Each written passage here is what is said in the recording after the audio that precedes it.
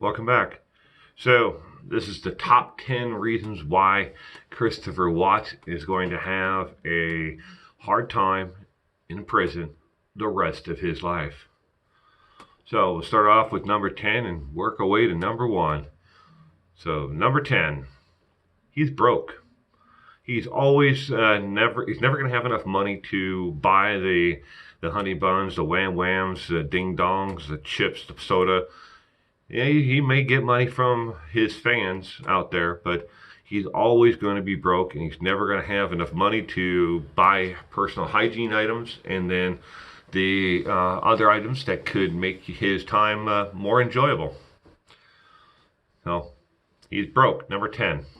Number 9. He's a scared man. He rightfully should be, because he should worry about not only the people he's serving time with, but the guards and anybody else that comes in that is new to his surrounding area. He's a scared little man. Too bad. Number 8, media attention. The rest of his life, the media is constantly going to want to know about his every move. If he, has a bad day or gets into a fight, that's going to be in the media, and which is going to draw then more negative attention upon him. So the media is going to be, a downfall to him, and it's not going to make his life, any easier. Number 7, rumors of him being a homosexual. Homosexuals and those who, bisexual, do not have an easy go of it in prison. That is just a fact of it. Everyone in there, says that they're straight, but behind closed doors they may be a different thing. But being rumored or somebody saying that you are gay makes you a target for all those out there who are going to want a piece of Chris. So, number 6, he is often talking to law enforcement, and it will be rumored that he has talked to the FBI and to the detectives from Colorado, and this will follow him. He might as well just tag himself as a snitch, because regardless of what he does, everyone's always going to know that man spoke to the law enforcement. That man has been in the media. That man is someone not to trust. He's a snitch. No one's going to want to be his friend. No one's going to want to, do anything with him, basically. And it doesn't matter if it's today or 15 years from now. That it will stick to him. Once you're labeled a snitch, you're a snitch. And everybody in the entire prison knows it. So, number 5, he speaks negatively now as a new prisoner about other prisoners. He's made more than one comment in the past about other prisoners that was negative. When he was in Weld County, he did it several times. That doesn't go well with prisoners. There's a code of conduct. You don't go around talking bad about other people, especially to the media or to other trustees, jailers, corrections officers. You just don't do it. And he's already done it. And since he's been to Dodge Correction Center, he's already done it. So they can't keep on moving him to get him out of his own trouble. So, number 4, he's a soft, weak individual. Everybody knows it. Everybody that meets him. He may have muscles, but he's going to turn into fat. It's just a fact of it all. They don't have workout equipment there. There's no Thrive products, and no one to put him on a protein shake or have him balance out his diet. Everybody there knows it. He's going to get fat, and he's going to get weaker and weaker, and he's going to be a target to be exploited. Unless he starts finding a way to pay up for protection, he's going to have a really, really hard time.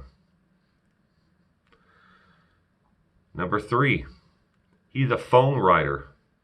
What is a phone writer? A phone writer is someone who is constantly on the phone every single moment that they have a chance to be on the phone. There's no way he's not, everybody hasn't labeled him a phone writer now with the constant calls that he says that he makes to his parents every single day. And I couldn't imagine what that, a long distance collect call must cost. They charge by the minute for those things, plus a connection fee.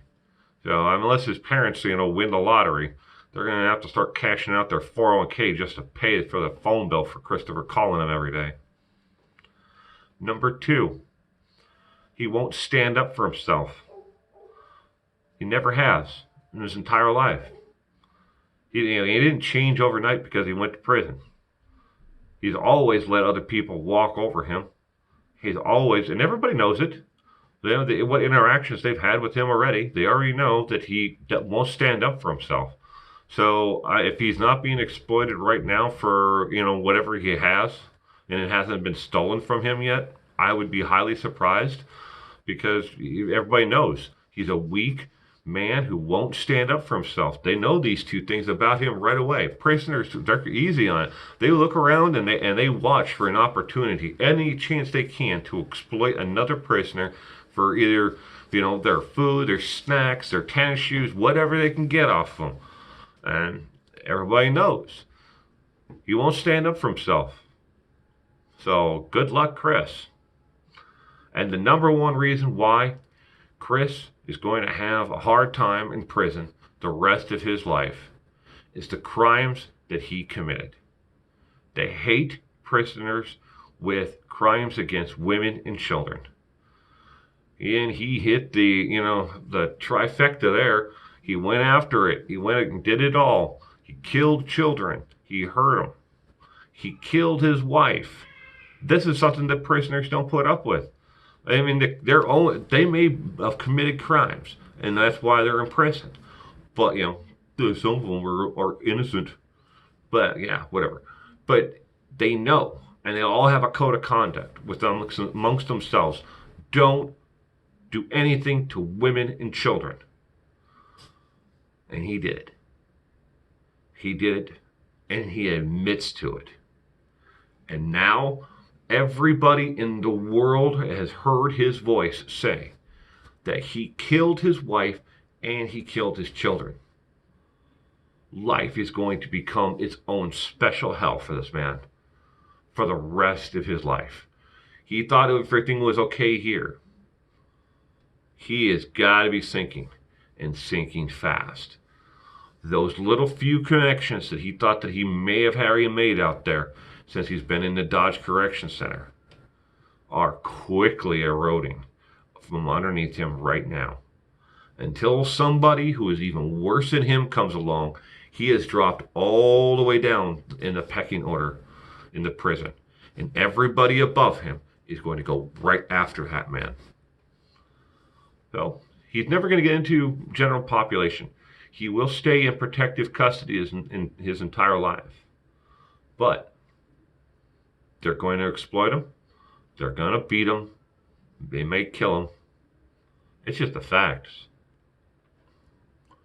So if he lives and he's able to, and he doesn't take his own life, these are the top 10 reasons why the rest of his life is going to suck. Rightfully so. Thanks for stopping by today.